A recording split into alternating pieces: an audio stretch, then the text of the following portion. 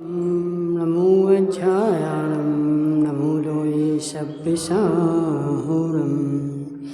पंच परमेष्टि भगवान की अनंत अनंत सिद्ध परमेष्टि भगवान के एक जलार देवादेवादिनाथ भगवान के एक जलार देवादेव श्री राम भगवान के आचार्य भगवान रवि सेन स्वामी के आचार्य भगवान विद्यासागर जी महाराज की आचार्य भगवान विशुद्ध सागर जी महाराज की।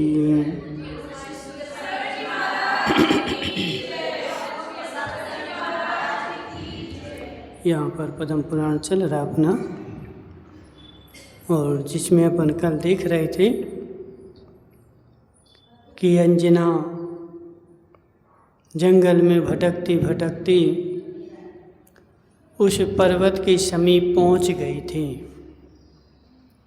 और पर्वत के समीप पहुंचने के बाद उसने गुफा के द्वार पर थोड़ी देर विश्राम किया और फिर गुफा की ओर अंदर प्रवेश किया।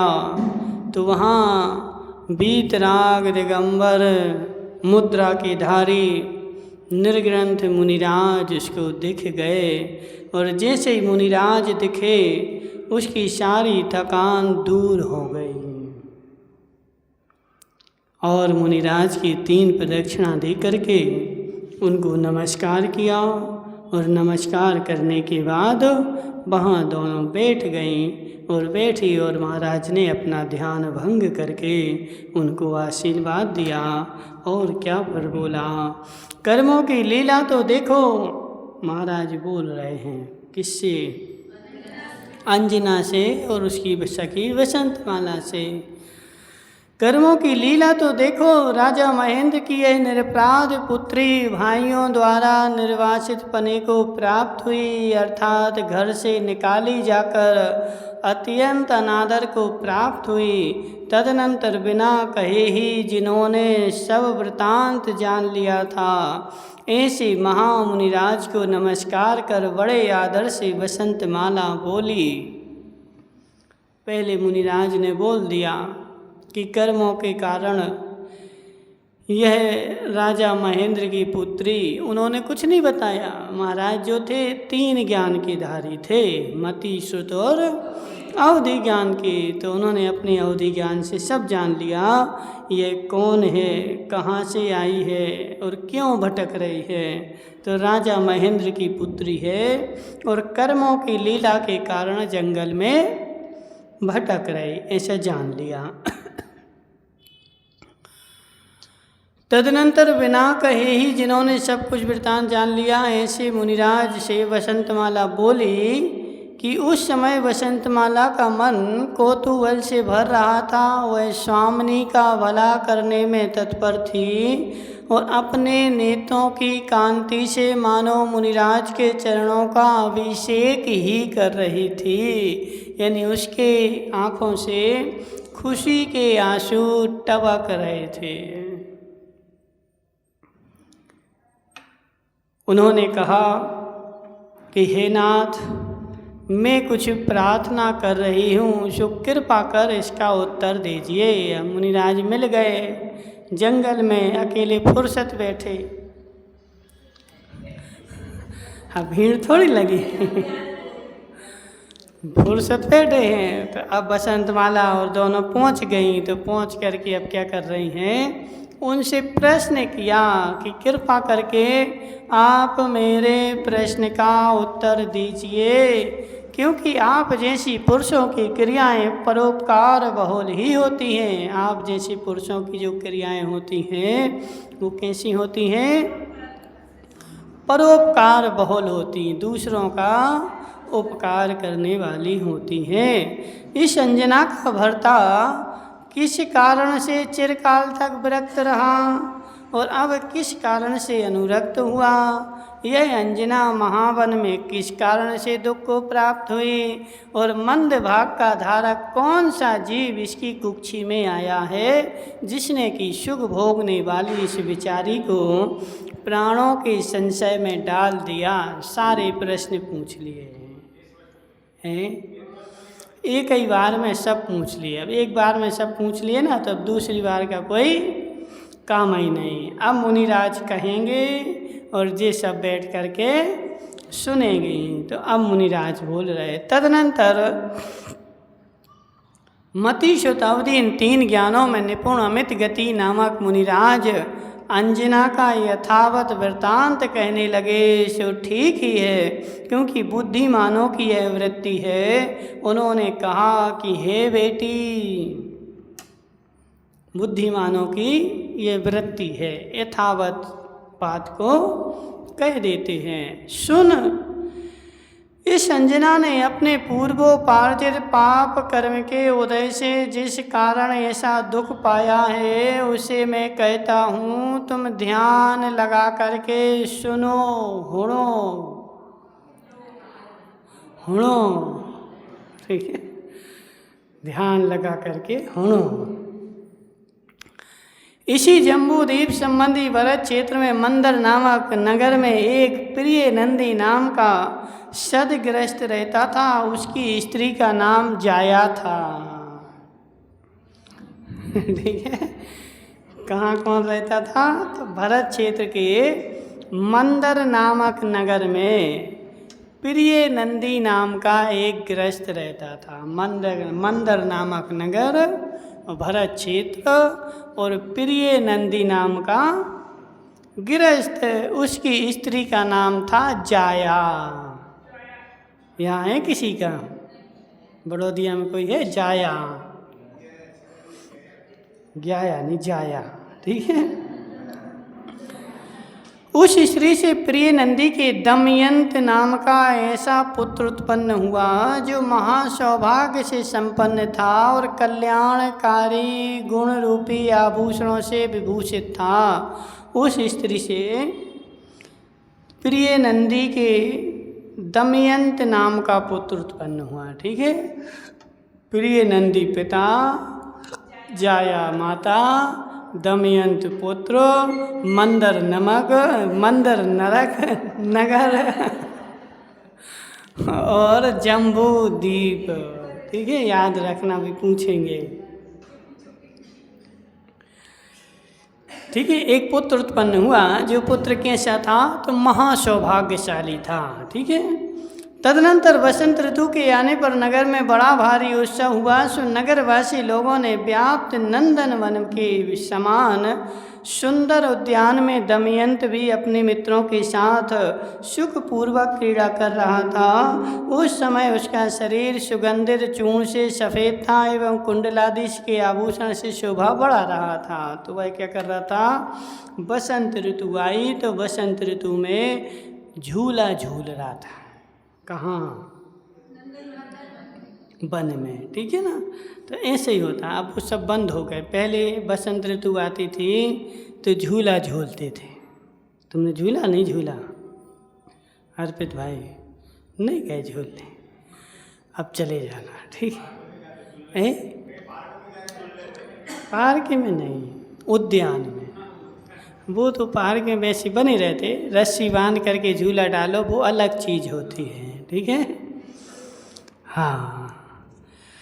तदनंतर वहाँ ठहर कर क्रीड़ा करते हुए दमयंत ने समीप में ही विद्वान स्वाध्याय आदि क्रियाओं में तत्पर दिगंबर मुनिराज को देखा। उद्यान में गए तो एक वहाँ मुनिराज भी बैठे थे, ध्यान स्वाध्याय कर रहे थे। उन्हें देखते ही जिस प्रकार सूर्य से दैदीप्यमान किरण निकलती है, उसी प्रकार अपनी गोष्ठी से निकलकर अतिशय दैदीप्यमान दमयंत मुनि समूह के पास पहुंच गया। जो पुण्यात्मा जीव हैं, खोडनी अम्मा,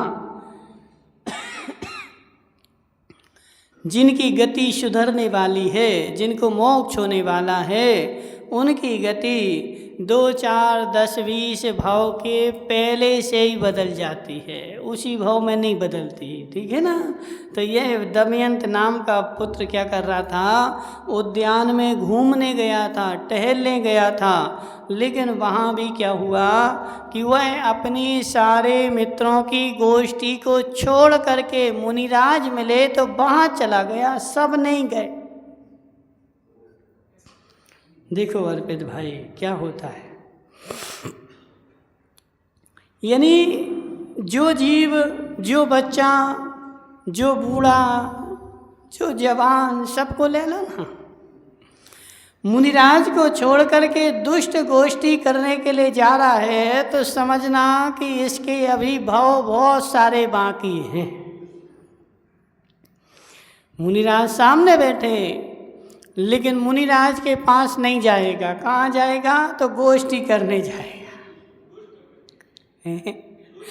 वो दुष्ट ही गोष्ठी है। संसार की बातें होंगी, जमाने की चर्चाएं होगी, कर्म बंद होगा, कोई लाभ तो होने वाला नहीं है। बहुत सारे नगरों में हम देखते हैं बेचारे डोकरा मंदिर के बाहर बैठेंगे और गोष्ठी करेंगे,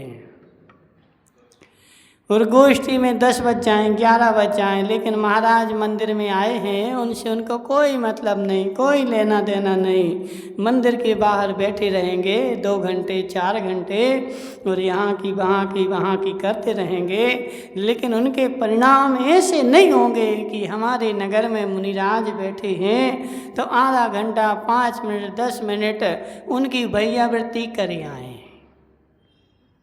खुडनिया माँ, जिसकी ऐसे परिणाम हो तो समझ लेना इसके अभी बहुत सारे भाव बाकी हैं, अभी इसका मोक्ष होने वाला नहीं है। जिसका मोक्ष होने वाला होगा उसकी ऐसी परिणति नहीं बनेगी। वह दमयंत घूमने गया था पार्क में और मुनिराज के ऊपर दृष्टि चली गई, उसने सब मित्रों को छोड़ दिया और मुनिराज के चरणों में जाकर के बैठ गया। जी भावी सिद्ध की पहचान है। यह जीव निकट भाव में मोक्ष जाने वाला है, इसलिए उसको मुनिराज सुहार है। देव शास्त्र गुरु के प्रति प्रीति है, और जिसको नरक जाना हो तो उसको परिग्रह के प्रति प्रीति हो। धर्म भाई, सत्य है कि नहीं? जिसको नरक जाना होगा सो वह क्या करेगा? संसार की उलझनों में उलझेगा। और जिसको मोक्ष जाना होगा, आज नहीं 2 4 10 भाव में भी जाना होगा, तो उसको 10 भाव पहले से देव शास्त्र गुरु के प्रति भक्ति उमड़ने लगेगी। ठीक है? तो यह दमयंत जो था मुनिराज की वंदना कर उनसे विधि पूर्वक बैठ गया और कहा कि हे मुनिराज, हमें धर्म का उपदेश दे दो। देखो कितने अच्छे परिणाम। काका जी क्या बोला? हमें धर्म का उपदेश दे दो। और धर्म का उपदेश सुन करके सम्यक दर्शन से संपन्न होकर नियम आदि धारण कर लिए। सब उपदेश भी सुन लिया, सम्यक दर्शन भी प्राप्त कर लिया और नियम आदि भी ले लिए। किसने? दमयंत ने। ठीक है, अपन तो खूब सुन लेते लेकिन अपने परिणाम नहीं होते, तो इसका मतलब है अभी भाव बाकी है। किसी एक समय उसने साधुओं के लिए सप्त गुणों से युक्त पालना कराई, और देखो सम्यक दृष्टि हो गया, व्रती हो गया। कोई मुनिराज उसके नगर में आए थे तो उसने एक बार क्या किया, सप्त गुणों से संपन्न होकर मुनिराज की पालना भी कराई। 7 गुण जानते हो? 7 गुण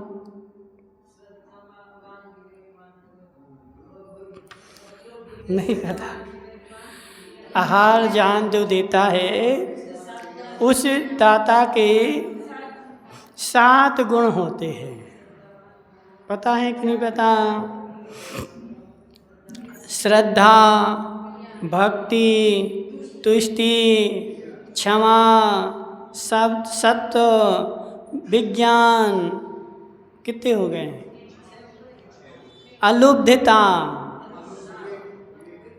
ठीक है, विवेक हो गया। ठीक है, तो जी 7 गुणों से संपन्न जो होता है उसका नाम दाता होता है। तो उसके पास श्रद्धा होती है, गुरु के प्रति श्रद्धा भाव होती है, इसलिए वह श्रद्धा भाव से युक्त होकर के महाराज को अपने घर में बुलाता है।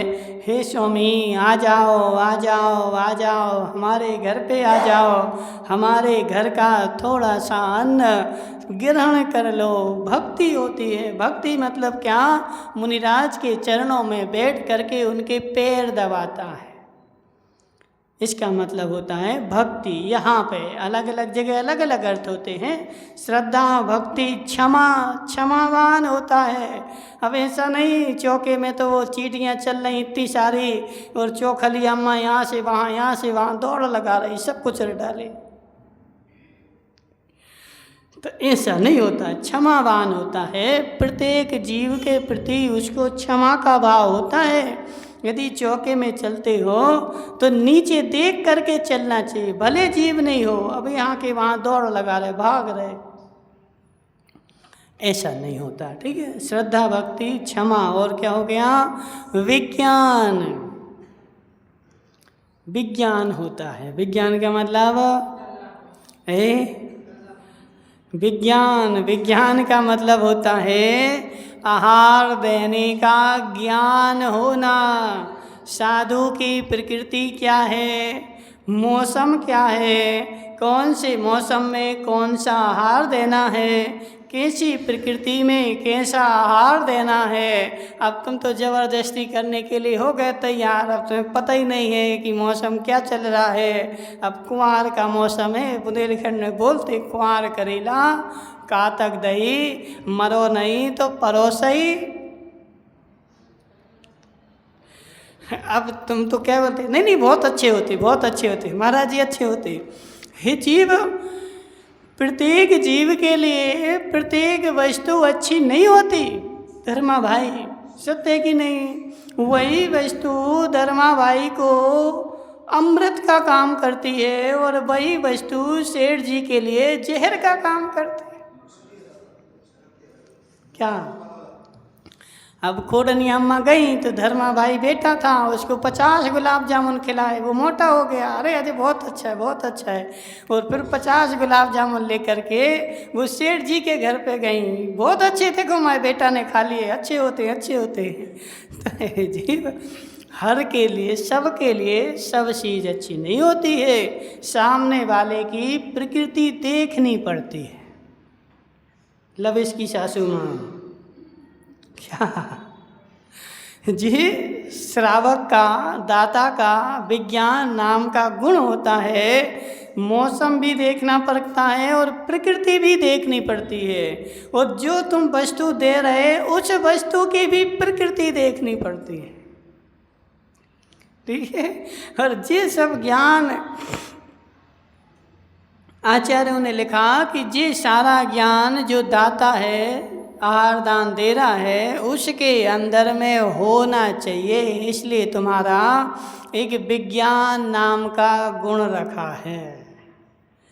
प्रत्येक वस्तु की प्रकृति, ठीक है, कौन सी वस्तु कैसी है, कौन सा मौसम है, तो ये सारा ज्ञान यदि होगा तो ही अर्पित भाई तुम्हारा दान की कोटि में जाएगा, वरना गड़बड़ हो जाएगी। ठीक है, विज्ञान क्या हो गया? क्षमा, सत्य, विज्ञान, अलुब्धता। अब बेचारा दाता जो है अलोभी हो, लोभी नहीं हो। महाराज तो वहाँ खा रहे, अब वहाँ बेचारा कुट रहा, देखो सब खाए जा रहे, सब खाए जा रहे, हम क्या खाएंगे? ऐसा होता है। अब यहाँ नहीं होता, लेकिन शास्त्रों में ऐसे बहुत सारे उदाहरण लिखे हैं। सेठ के घर में आहार हो गया, महाराज चले गए, सेठ था नहीं, सेठानी ने आहार दे दिया।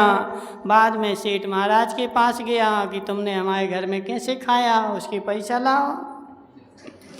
कहानियाँ लिखी ऐसी, तुम्हें क्या पता? इसलिए अब वर्तमान में नहीं होता, वर्तमान में थोड़ा सा लोक लाज के पीछे, समाज के पीछे, लेकिन मन में किसी किसी के भाव आ जाते। देखो महाराज जी खा गए, महाराज जी खा लिया। संसार में भांति भांति के लोग हैं, सबकी भावना एक सी नहीं होती, सब अलग अलग होते हैं। ठीक है ना? तो अलुब्धता, विज्ञान, क्षमा, सत्य, और कौन बचा? भक्ति, तुष्टि भी है। तो वह जो दाता है वह मुनिराज को आहार करा करके उसको तुष्टता आनी चाहिए, अंदर में पुष्टता हो, ऐसा नहीं कि कुट रहा हो। ठीक है। तो ऐसे 7 गुण जो हैं वह 7 गुणों से युक्त होकर के उस बालक ने क्या किया, एक मुनिराज आए, उपवास की पालना कराई। उपवास की पालना कराना भी एक अलग पुण्य होता है, ठीक है ना। पहले मासोपवासी, पक्षोपवासी मुनिराज होते थे, तो उनकी पालना जब कराते हैं तो उस पालना का अलग ही पुण्य मिलता है। तीर्थंकर की पालना जिसके हाथ से होती है वह जीव निकट मोक्षगामी होता है, ज़्यादा भाव नहीं लगते उसके, वह जीव निकट भाव में ही मोक्ष जाता है। इसलिए पालना कराना भी एक अपना अलग पुण्य है, ठीक है। मुनिराज की पालना कराई और अंत में मरकर स्वर्ग में देव पर्याय पाई। तो मुनिराज की पालना कराई और उसने इतना पुण्य बांधा कि मर करके स्वर्ग में देव पर्याय मिल गई।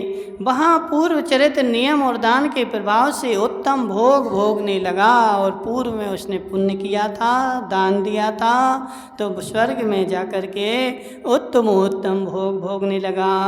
सैकड़ों देवियों के नेत्रों के समान कांति वाले नील कमलों की माला से वह सदा अलंकृत रहता था, और वहाँ से च्युत होकर वह इसी जम्बू द्वीप के मृगांक नामक नगर में राजा हरिश्चंद्र और प्रियंगु लक्ष्मी नामक रानी से सिंहचंद नाम का कला और गुणों में निपुण पुत्र हुआ।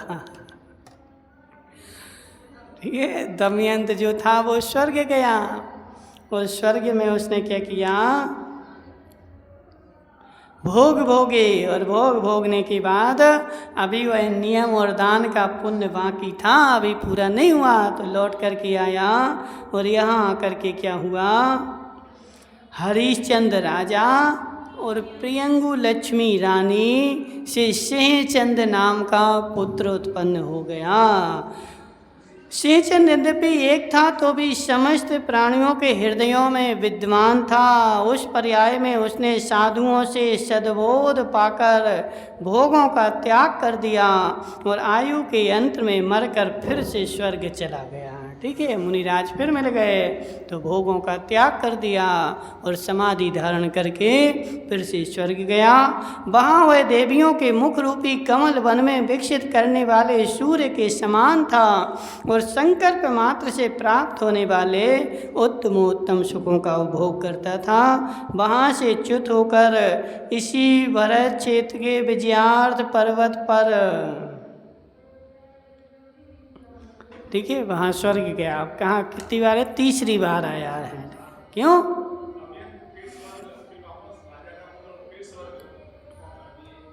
इस पृथ्वी पे तो तीसरी बार आ रहा है ना, वैसे तो फिर 5वीं बार है, 4वीं बार नहीं, ठीक है। यहाँ पर तीसरी बार आ रहा है। तो अब वह कहाँ हो रहा है, अरुण नामक नगर में सुकंठ की कनकोदरी नामक रानी से सिंहवाहन नामक पुत्र हुआ।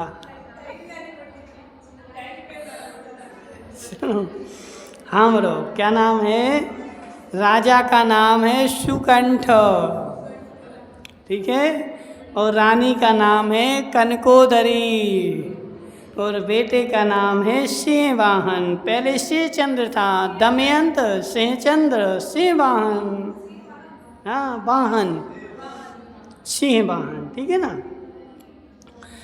इस सिंहवाहन ने गुणों के द्वारा समस्त लोगों का अपना मन अपनी ओर आकर्षित किया, और सिंहवाहन वहाँ देवों के समान उदार भोगों का अनुभव करता था, और वहाँ रह करके भी देवों के समान सुख को भोग रहा था। और किसी एक समय श्री विमल वाहन भगवान, विमलनाथ भगवान के तीर्थ में, कब की बात है, विमलनाथ भगवान कौन से नंबर के, 13 नंबर के, ठीक है, उनके तीर्थ में वह क्या हुआ, सद्बोध को प्राप्त हुआ और मेघ वाहन नामक पुत्र के लिए उसने अपना सारा राजपाट सौंप दिया और जा कर के वहीं तीर्थंकर विमलनाथ के समवसरण में दीक्षा ले ली। किसने? सिंह वाहन में। याद करे रहना, ठीक है? अभी पूछेंगे। जिनेंद्र भगवान के द्वारा कहे उत्तमोत्तम व्रत का अच्छी तरह पालन कर उसने अनित्य आदि भावनाओं के चिंतन में अपनी आत्मा को प्रभावित किया और शरीर का आदर छोड़कर उसने कठिन तपश्चरण किया और शरीर उसने त्याग दिया और आयु के अंत आने पर वह निर्मल ध्यान में लीन हो गया और जोशी देवों का पटल भेद कर अषाढ़ से ऊपर लांतव स्वर्ग में फिर से देव हो गया। देखो वो मनुष्य हो रहा है, देव हो रहा है, मनुष्य हो रहा है, देव हो रहा है। अब ये क्या चल रहा है? प्रयास चल रहा है। काहे का? छलांग लगाने का। मनुष्य हो रहा है, वो इतनी लंबी छलांग लगाने का प्रयास कर रहा है कि ऐसी छलांग लग जाए कि सीधे सिद्ध शिला पे पहुंच जाए, लेकिन नहीं लग पा रही है। और वह बीच बीच में कभी चौथे में, कभी छठवें में, कभी लांतव कौन से नंबर का है? शुक्र, महाशुक्र, सतार, सहस्ता, आणत, पाणत, सातवां। अभी सातवें में ही पहुंचा है। बहुत लंबी छलांग लगानी है, ठीक है? तो लांतव नामक स्वर्ग में देव हो गया और वहाँ से इच्छानुकूल स्वर्ग के सुख भोग कर बचे हुए पुण्य से इस अंजना के गर्भ में प्रविष्ट हुआ है। वो दमयंत का जो जीव था, इसने बसंतमाला ने प्रश्न किया था ना कि इसके गर्भ में कौन सा बेटा है, तो उसके उत्तर में महाराज ने बताया है वह दमयंत का जो जीव था वह इसके गर्भ में आकर के निवास कर रहा है। इस प्रकार जो गर्भ तेरी स्वामिनी के शरीर में प्रविष्ट हुआ है उसका मैंने वर्णन किया। अब हे शुभ चेष्टाओं के धारक बसंतमाले, क्या बोला? बसंतमाले क्यों बोला? बसंतमाला क्यों नहीं बोला?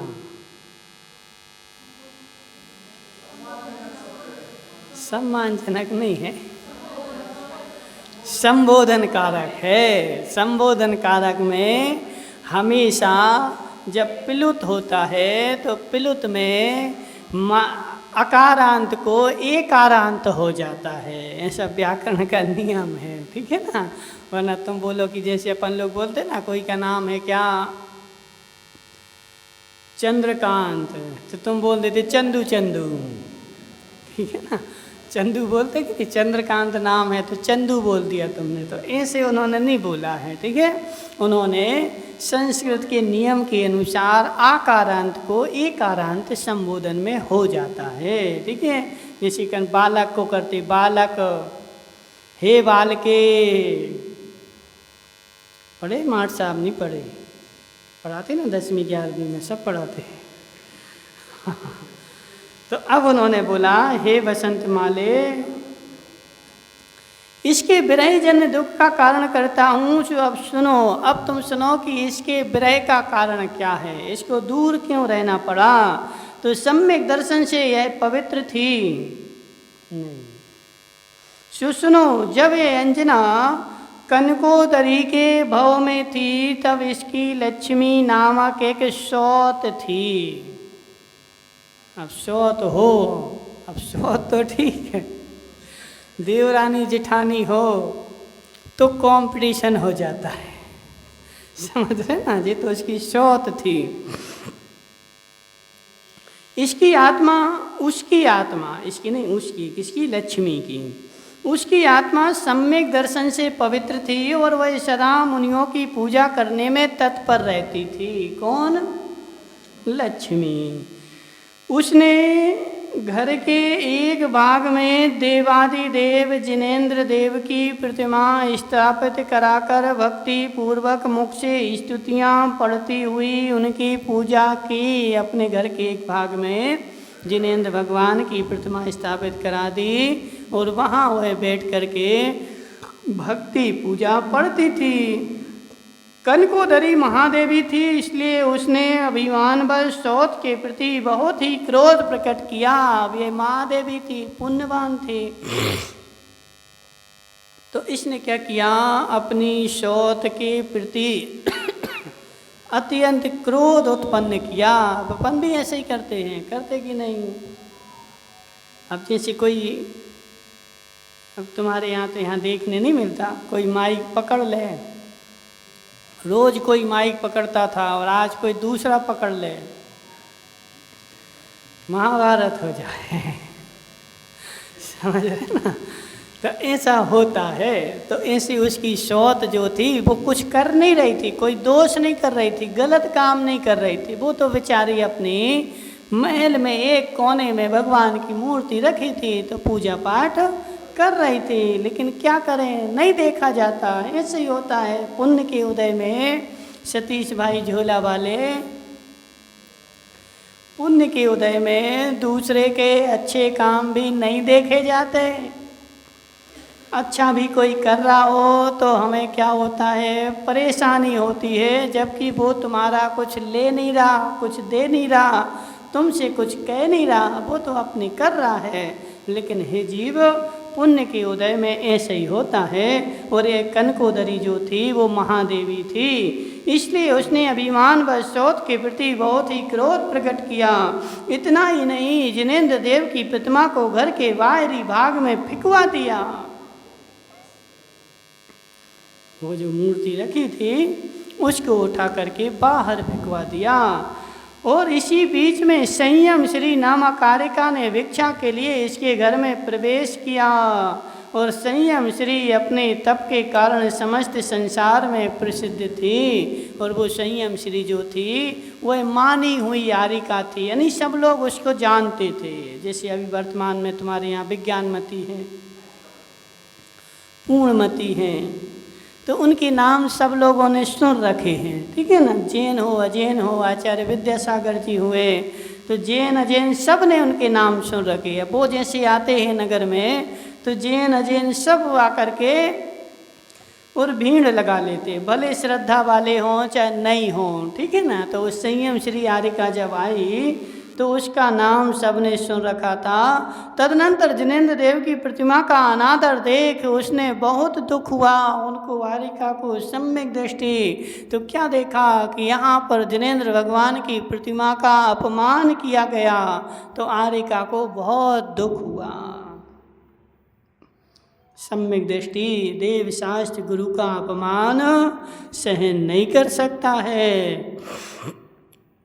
पालना करने के लिए उनका मन हट गया। और वह यारिका जो आई थी, काय के लिए आई थी, उपास था तो उपास की पालना के लिए आई थी। लेकिन जैसे उन्होंने देखा कि यहाँ ऐसी घटना घट गई तो उनका मन पालना से उठ गया, अब हम पालना नहीं करेंगे। तथा इस अंजना का जीव जो कनकोदरी था उसे मिथ्यात ग्रस देख परम करुणा उत्पन्न हुई, घृणा उत्पन्न नहीं हुई।